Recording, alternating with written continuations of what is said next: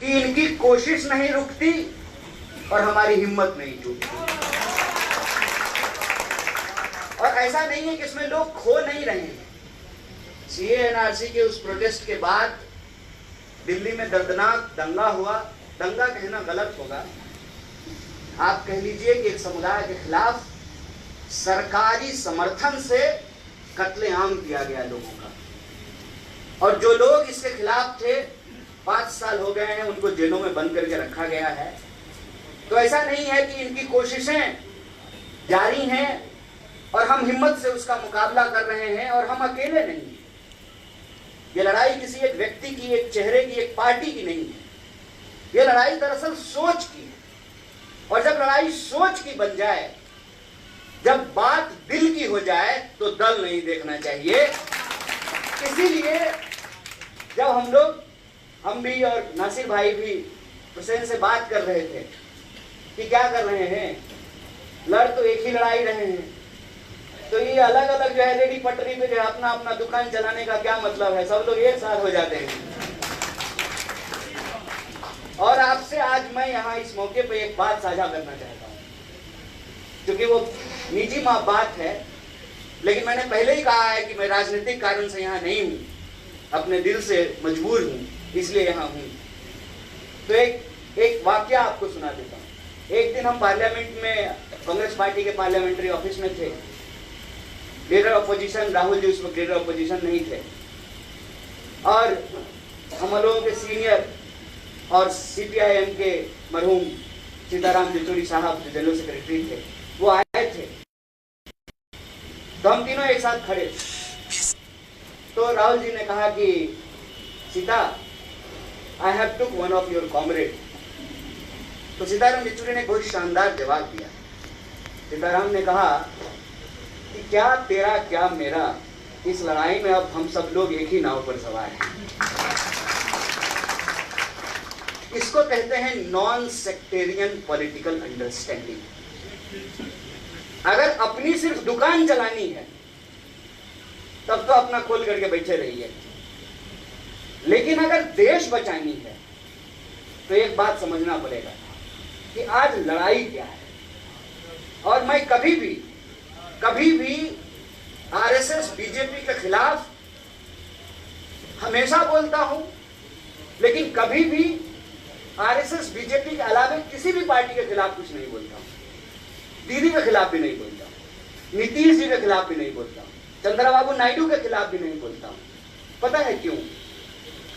Remote जिसके हाथ में है ना, उससे लड़ना चाहिए। क्या बात। बिना मतलब का नाम लेने का कोई मतलब नहीं है। लेकिन बंगाल के लोग ये बात बखूबी समझते हैं कि दीदी से होगा नहीं और मोदी चलेगा नहीं। दीदी से होवे ना, मोदी चलवे ना। ऐसे में बंगाल की जो हिस्ट्री है, बंगाल का जो पॉलिटिक्स है और बंगाल का जो सिचुएशन है, उसको इस देश की सियासत में नजरअंदाज नहीं किया जा सकता है। सीए एनआरसी पूरे देश के लिए बाद में आया, बंगाल के लिए पहले आया है। आपको लग रहा होगा कि एसआईआर बिहार में आया है, यह संयोग है। एसआईआर बिहार में आया है, यह संयोग है। एसआईआर बंगाल में आएगा, यह भाजपा का प्रयोग है। इस बात को समझ लीजिए। इस बात की सियासत गंभीरता को जो समझते हैं, वो समझते हैं कि बंगाल की स्थिति क्या है और भाजपा इतनी बेचैन क्यों है। भाजपा इतनी बेचैन इसलिए है कि उसको मालूम है कि लोग दीदी से थक रहे हैं। पिछली बार भी मोदी को बंगाल नहीं आने देना है, इसीलिए दीदी को वोट दे दिया। ये सच्चाई है। बोलिए हम झूठ बोल रहे हैं? अगर हम झूठ बोल रहे हैं तो वापस चले जाएंगे।